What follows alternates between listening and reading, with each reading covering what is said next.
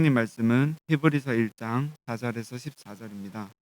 제가 대표로 봉독해 드리도록 하겠습니다.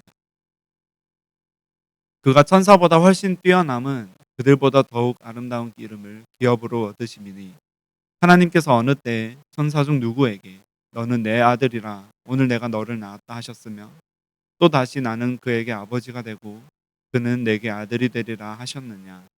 또 그가 맏아들을 이끌어 세상에 다시 들어오게 하실 때에 하나님의 모든 천사들은 그에게 경배할지어다 말씀하시며 또 천사들에 관하여는 그는 그의 천사들을 바람으로 그의 사역자들을 불꽃으로 삼으시느니라 하셨으되 아들에 관하여는 하나님이여 주의 보좌는 영영하며 주의 나라의 규는 공평한 규이니이다. 주께서 의를 사랑하시고 불법을 미워하셨으니 그러므로 하나님 곧 주의 하나님이 즐거움의 기름을 주께 부어 주를 동류들보다 뛰어나게 하셨도다 하였고 또 주여 태초에 주께서 땅에 기초를 두셨으며 하늘도 주의 손으로 지으신 바라 그것들은 멸망할 것이나 오직 주는 영존할 것이요 그것들은 다 옷과 같이 낡아지리니 의복처럼 갈아입을 것이요 그것들은 옷과 같이 변할 것이나 주는 여전하여 연대가 다함이 없으리라 하였으나. 아멘. 계속해서 히브리서를 바라보고 있는데요. 히브리서를 통해서 믿음에 대해서 어떻게 우리에게 이야기하고 있는지, 그 믿음이 우리에게 어떻게 실존적으로 나오게 하는지 그것을 바라보고 있습니다. 우리는 무엇을 바라보고 신앙을 가지고 우리는 무엇을 쳐다보며 우리의 인생의 목표를 삼고 나아가고 있나요? 우리 지난주에 살펴본 것 같이 우리는 영원한 하나님의 나라, 그 보이지 않는 예수 그리스도의 그 이루신 완성을 따라서 우리가 그 믿음을 가지고 나아간다고 말씀드렸는데요. 그럼에도 불구하고 현대교회 우리 성도들은 그리고 이 땅에 살아가는 많은 사람들이 신앙의 외형적인 모습에 많이 집중하게 됩니다. 교회의 형태, 예배 방식, 종교적인 습관에 집중하기도 하고요. 인생의 현실적인 문제 속에서 그 현실적인 문제 속에서 우리가 신앙을 어떻게 가지고 그 신앙 안에서 그 현실적인 문제를 어떻게 해결해 나가는가에 더 많은 관심을 가지고 있다는 거예요. 오늘 본문은 우리에게 오직 예수께서 가장 위대하시고 예수보다 뛰어난 사람은 없고 천사들보다도 뛰어나신 그 예수를 우리가 바라보자라고 우리에게 알려주고 있어요. 우리뿐만 아니라 이 히브리서를 받은 초대교회 성도들 그리고 유대교적 정통 안에 있는 그 히브리인들조차도 그들의 현실적인 문제 안에 있었어요.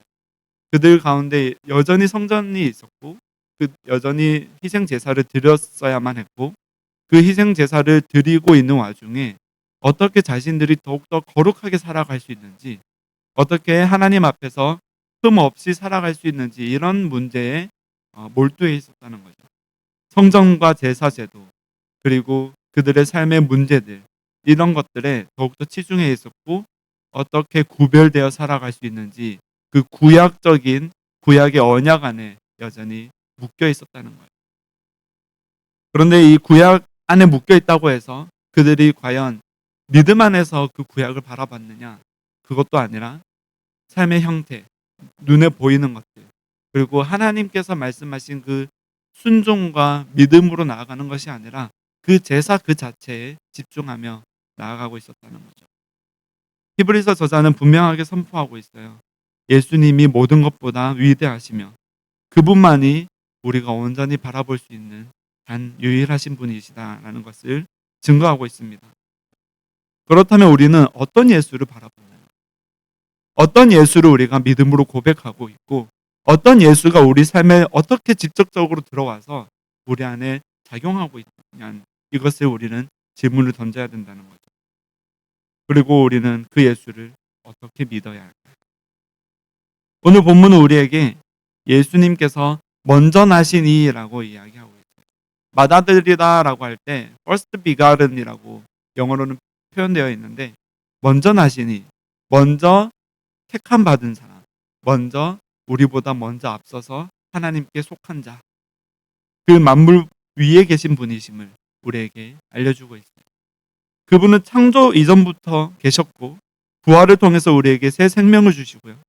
영원한 기업을 이루는 그 하나님의 즐거움을 누리는 자로서 우리에게 기쁨의 왕으로 우리에게 오신다는 거죠.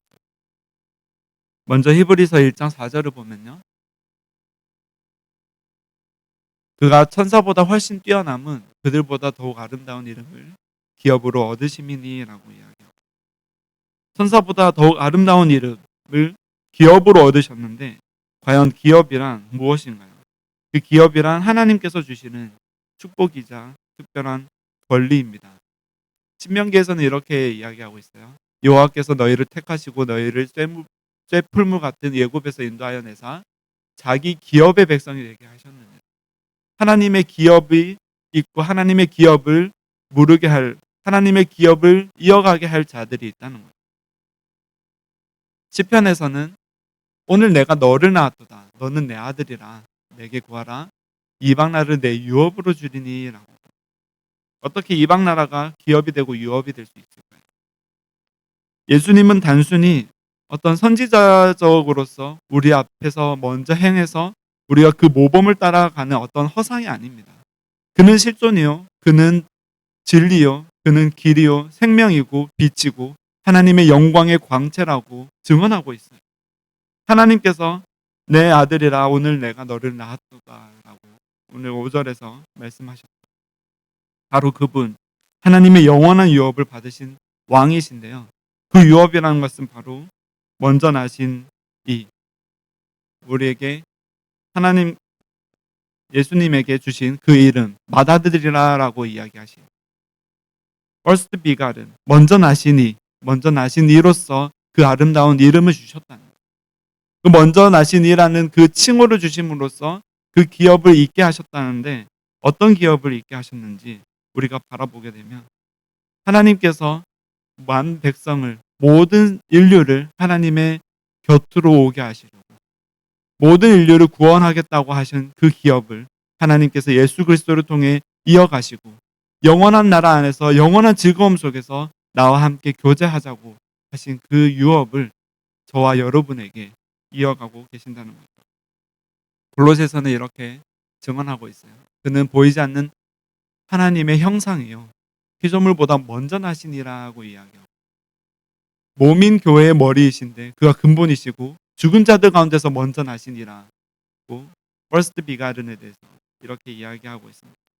맏아들 그러니까 단순히 시간적으로 먼저 태어나셨거나 단순히 우리보다 먼저 앞서 행하시는 분으로서의 역할이 아니라요. 모든 창조의 근원이 되신다는 거예요. 태초부터 먼저 계셔서 우리의 모든 인생을 주관하기에 흠이 없는 부족함 없는 창조주 그 자체이신데 그분이 부활의 근원이 되셔서 죽은 자 가운데서 먼저 나신 맏아들이라 이야기하고 있어요. 이 맏아들이 되심은요. 우리를 대신해서 먼저 죽으시고 그 죽음에서 태어나시고 부활하시고 나심으로 인해서 우리에게 부활의 소망을 주신다는 거예요. 그래서 그가 몸인 교회의 머리라고 하십니다. 우리가 그의 몸된 지체를 이룸으로써 우리가 그에게 동참하게 되고 그에게 상속된다는 거예요. 그러므로 예수님께서 우리의 유업이 되신다는 것은요. 예수님을 통해서 영원한 생명과 하나님의 나라를 함께 상속받는 자로서 우리가 나아갈 수 있게 된다는 거죠. 계속해서 8절 9절에서 보면요. 예수님이 기름 부음을 받은 그 즐거움의 기름을 주님께 부어서 뛰어나게 하셨다라고 우리에게 증언하고 있습니다. 이 즐거움의 기름 부음을 받은 왕으로서의 역할을 우리 앞에 나타내시는데 하나님의 공의가 의를 사랑하고 불법을 미워하고 있다고 증언하고 있어요.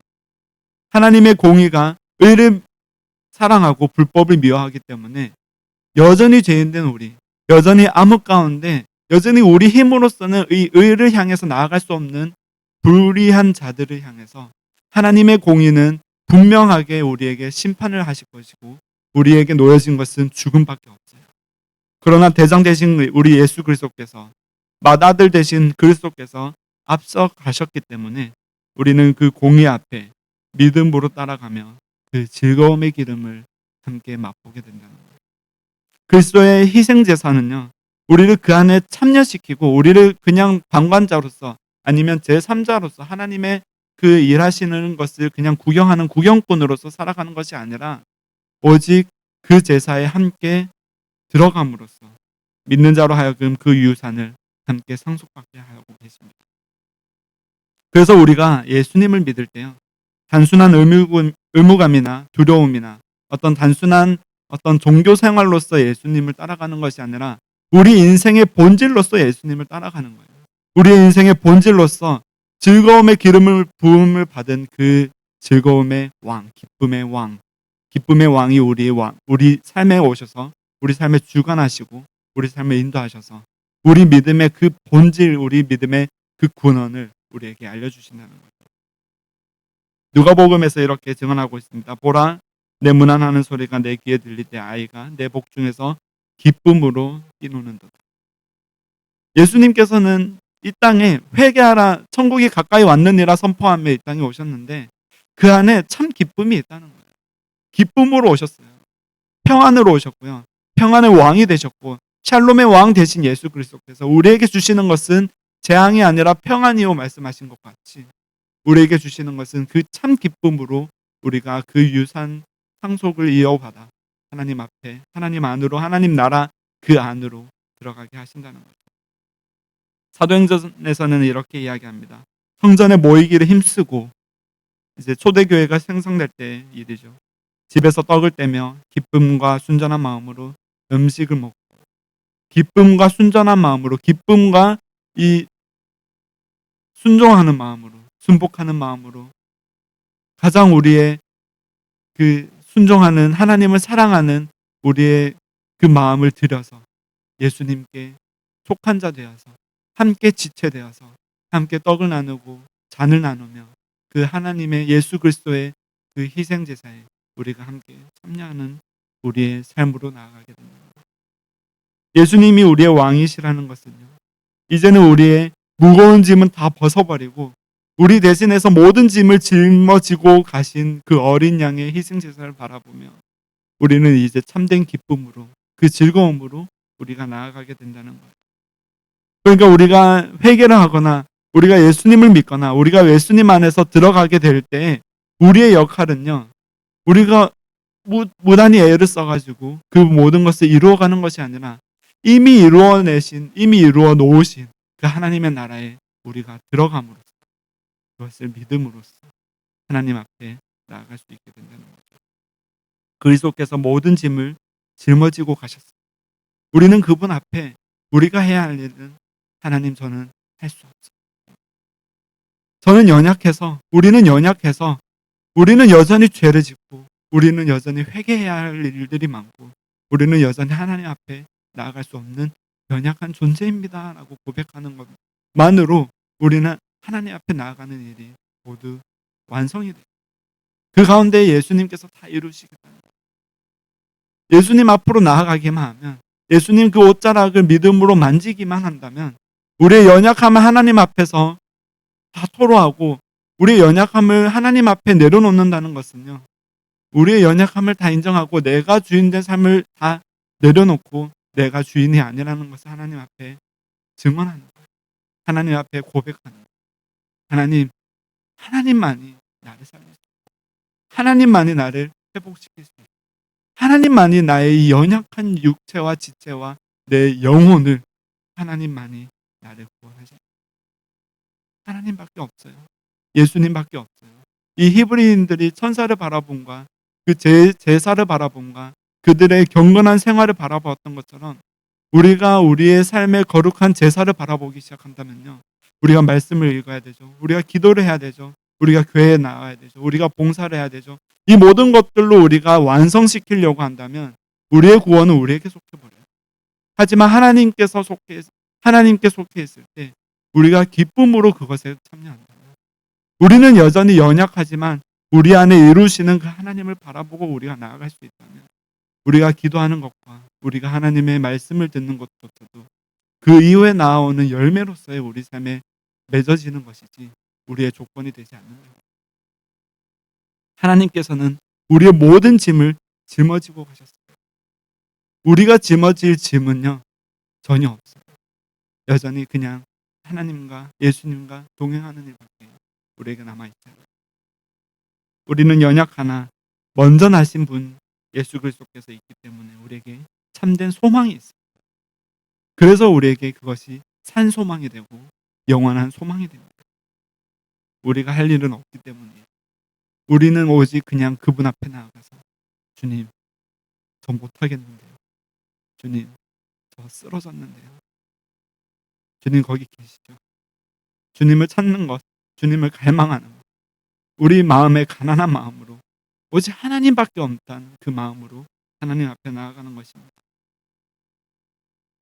오늘 히브리서에서는 이렇게 증언하고 있어요. 또 주여 태초에 주께서 땅에 기초를 두셨으며 하늘 또 주의 손으로 지으신 바라 주는 영존할 것이요 주는 여전히 연대가 다함이 없으리라 하셨습니다. 예수님은 단순히 우리 인간 속의 역사의 한 페이지에 존재하셨던 분이 아니라 창조 이전부터 계시고 영원히 변하지 않으시는 분이에요. 우리의 모든 짐을 짊어지고 가신 그분께서요. 우리의 연약함을 모두 다 아시고 우리의 연약함 가운데 우리가 나아가기만 하면 우리를 구원하시겠다는 그 언약을 주신 그분께서요. 우리를 지으셨고 태초에 계셨고 만물 위에 계시고 영원히 계신다는 그 사실은요. 우리에게 정말 큰 기쁨이 되고 위안이 됩니다. 계속해서 하나님의 우편에 앉아 계시며 구원의 기업을 이루어 가시며 구원받을 상속자들이라 우리에게 일컫고 계세요. 예수님의 구원의 기업을 이루시는 그 단 하나의 이유, 곧 구원받을 상속자들 때문에, 그의 백성들 때문에, 그의 자녀라 일컬음 받는 저와 여러분 때문에 하나님께서는 이 모든 일을 이루어 가시고 그 모든 일을 영원히 이루겠다고 하시는 것입니다. 이 히브리서 1장이 우리에게 주시는 것은요. 영원한 산 소망을 따라 우리가 나아가야 합니다. 여전히 삶의 문제들이 많아요. 여전히 우리가 해결해야 할 것도 많고 여전히 우리 안에 질문이 많겠죠. 하나님 이렇게 해야 됩니까? 하나님 교회를 우리가 나아갈 때 우리가 믿음의 생활을 할 때 이렇게 해야 되나요? 우리에게 많은 질문이 있다는 거예요. 근데 그것은 구원의 문제 그 이후에 일어나는 일들이에요. 구원의 문제가 우리에게 해결되지 않으면요. 우리가 그 이후에 일어나는 모든 일들과 우리의 모든 행동들은 우리 스스로 만들어가는 허상일 뿐이라는 거예요. 우리가 그 실존 앞에서 하나님 앞에 모든 것을 해결하기 위해서는 먼저 이 구원의 문제, 우리가 믿음의 문제를 해결해야 돼요. 예수님 앞에서 내가 바라보는 것은 무엇인가? 영원한 삶을 내가 바라보고 있는 것인가? 아니면 이 땅에서의 그 보여지는 것들에 내가 목매고 있는 것인가? 영원한 유업을 이루시고 즐거움과 기쁨을 주시는 그 기쁨의 왕을 우리가 바라봄으로 우리의 구원의 확신으로 어떤 누가 우리에게 무엇라고 해야 돼요. 우리가 산 소망을 바라보고 있다면 우리는 기쁠 수 있고 우리는 즐거울 수 있고 우리는 그 즐거움 안에서 그 복된 복음을 누릴 수 있다는 거예요. 하나님께서 절대 취소하지 않으실 우리를 구원하신 그 증거가 우리 삶에서 나타날 것입니다. 그 믿음이란 보이지 않는 하나님 나라의 소망이고요. 먼저 나신 그 예수 그리스도로 인해서 그 예수님 안에서 우리가 참여한 자가 되는 바로 그것입니다. 오늘도 우리 예수 그리스도를 바라보면서 기쁨의 기름 부음을 즐거움의 기름 부음을 부으신 그 하나님의 즐거우심을 우리 경험하며 살아가는 우리 모두가 되기를 주의 이름으로 축복합니다.